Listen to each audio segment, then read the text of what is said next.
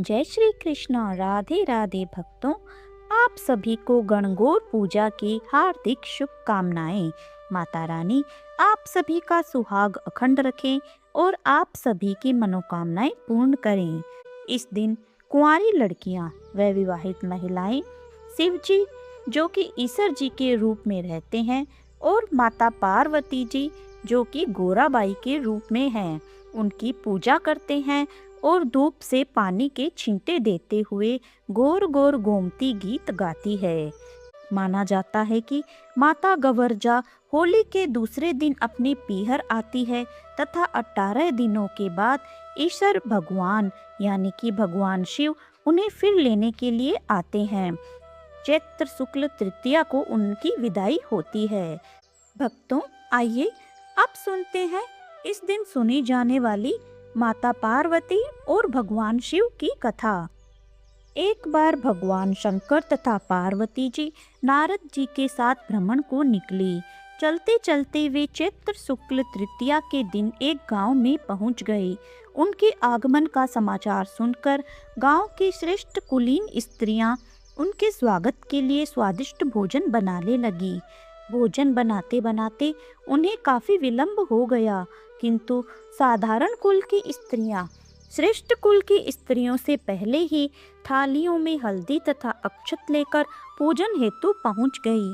पार्वती जी ने उनके पूजा भाव को स्वीकार करके सारा सुहाग रस उन पर छिड़क दिया।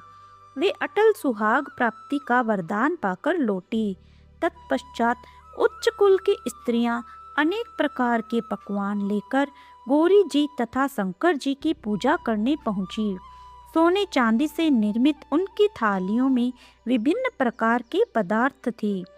उन स्त्रियों को देखकर भगवान शंकर ने पार्वती जी से कहा, तुमने सारा सुहाग रस तो साधारण कुल की स्त्रियों को ही दे दिया, अब इन्हें क्या दोगी?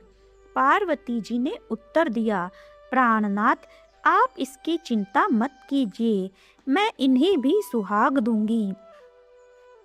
पार्वती जी ने अपनी चितली उंगली चीरकर अपने रक्त का सुहाग रस उन औरतों के ऊपर छिड़का। जब स्त्रियों ने पूजन समाप्त कर दिया, तब जिस पर जैसा छींटा पड़ा उसने वैसा ही सुहाग पा लिया। पार्वती जी ने कहा, तुम सब वस्त्र आभूषणों का परित्याग कर माया मोह से रहित हो जाओ और तन मन धन से पति की सेवा करो, तुम्हें अखंड सौभाग्य की प्राप्ति होगी। तत्पश्चात भगवान शिव की आज्ञा से पार्वती जी ने नदी तट पर स्नान किया और बालू की शिव मूर्ति बनाकर पूजन करने लगी। पूजन के बाद बालू के पकवान बनाकर शिव जी को भोग लगाया। उसी समय उस पार्थिव लिंग से शिव जी प्रकट हुए तथा पार्वती जी को वरदान दिया कि आज के दिन जो स्त्री मेरा पूजन और तुम्हारा व्रत करेगी उसका पति चिरंजीवी रहेगा तथा मोक्ष को प्राप्त होगा। भगवान शिव यह वरदान देकर अंतर्ध्यान हो गए। इतना सब करते करते पार्वती जी को काफी समय लग गया। काफी देर बाद जब वे लौट कर आई तो महादेव जी ने उनसे देरी से आने का कारण पूछा। उत्तर में पार्वती जी ने झूठ ही कह दिया कि वहाँ मेरे भाई भावज आदि मायके वाले मिल गए थे, उन्हीं से बातें करने में देर हो गई। परंतु महादेव तो महादेव ही थे, वे कुछ और ही लीला रचना चाहते थे। अतः उन्होंने पूछा, पार्वती तुमने नदी के तट पर पूजन करके किस चीज का भोग लगाया था और स्वयं कौन सा प्रसाद खाया था? स्वामी, पार्वती जी ने पुनः झूठ बोल दिया। मेरी भावज ने मुझे दूध भात खिलाया और उसे खाकर मैं सीधी यहाँ चली आ रही हूँ। यह सुनकर शिवजी भी दूध भात खाने की लालच में नदी तट की ओर चल दिए।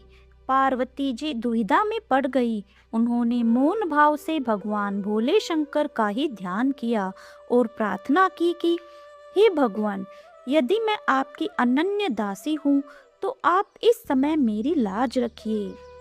यह प्रार्थना करती हुई पार्वती जी भगवान शिव के पीछे पीछे चलती रही। उन्हें दूर नदी तट पर माया का महल दिखाई दिया। उस महल के भीतर पहुंचकर वे देखती हैं कि वहां शिवजी के साले तथा सलहज आदि सपरिवार उपस्थित हैं। उन्होंने गौरी तथा शंकर का भावभीना स्वागत किया। वे 2 दिनों तक वहां रहे। तीसरे दिन पार्वती जी ने शिव से चलने के लिए कहा, परंतु शिवजी तैयार न हुए। वे अभी और रुकना चाहते थे। तब पार्वती जी रूठकर अकेली ही चल दी। ऐसी हालत में भगवान शिवजी को पार्वती जी के साथ चलना पड़ा। नारद जी भी साथ साथ चल दिए। चलते चलते वे बहुत दूर निकल आए। उस समय भगवान सूर्य अपने धाम को पधार रहे थे। अचानक भगवान शंकर पार्वती जी से बोले, मैं तुम्हारे मायके में अपनी माला भूल आया हूँ। ठीक है, मैं ले आती हूँ, पार्वती जी ने कहा और जाने को तत्पर हो गई। परंतु भगवान ने उन्हें जाने की आज्ञा न दी और इस कार्य के लिए ब्रह्मा पुत्र नारद जी को भेज दिया। परंतु वहां पहुंचने पर नारद जी को कोई महल नजर न आया। वहां तो दूर तक जंगल ही जंगल था, जिसमें हिंसक पशु विचर रहे थे। नारद जी वहां भटकने लगे और सोचने लगे कि वे किसी गलत स्थान पर तो नहीं आ गए। मगर सहसा ही बिजली चमकी और नारद जी को शिवजी की माला एक पेड़ पर टंगी हुई दिखाई दी। नारद जी ने माला उतार ली और शिवजी के पास पहुंचकर वहां का हाल बताया। शिवजी ने हंसकर कहा, नारद, यह सब पार्वती जी की ही लीला है। इस पर पार्वती जी बोली, भगवान, मैं किस योग्य हूँ, यह सब तो आपकी ही लीला है। तब नारद जी ने सिर झुकाकर कहा, माता, आप पतिव्रताओं में सर्वश्रेष्ठ हैं। आप सौभाग्यवती समाज में आदि शक्ति हैं। यह सब आपके पतिव्रत का ही प्रभाव है। संसार की स्त्रियां आपके नाम स्मरण मात्र से ही अटल सौभाग्य प्राप्त करती हैं और समस्त सिद्धियों को बना तथा मिटा सकती है। तब आपके लिए यह कर्म कौन सी बड़ी बात है। महामाये, गोपनीय पूजन अधिक शक्तिशाली तथा सार्थक होता है। आपकी भावना तथा चमत्कार पूर्ण शक्ति को देखकर मुझे बहुत प्रसन्नता हुई है। मैं आशीर्वाद रूप में कहता हूँ कि जो स्त्रियां इसी तरह गुप्त रूप से पति का पूजन करके मंगल कामना करेगी, उन्हें महादेव जी की कृपा से दीर्घायु वाले पति का सत्संग मिलेगा। तो भक्तों, प्रेम से बोलिए गणगौर माता की जय, शिव पार्वती की जय। तो कथा यही समाप्त होती है। भगवान महादेव और माता पार्वती की कृपा हम सभी को प्राप्त हो। कहानी कहने वालों का भी भला और कहानी सुनने वालों का भी भला। भक्तों, आइए अब सुनते हैं विनायक जी की कथा। आइए सुनते हैं अंधी बुढ़िया और गणेश जी की कथा। बहुत समय पहले की बात है। एक अंधी बुढ़िया थी, जिसका एक लड़का और बहू थी। वो लोग बहुत गरीब थे।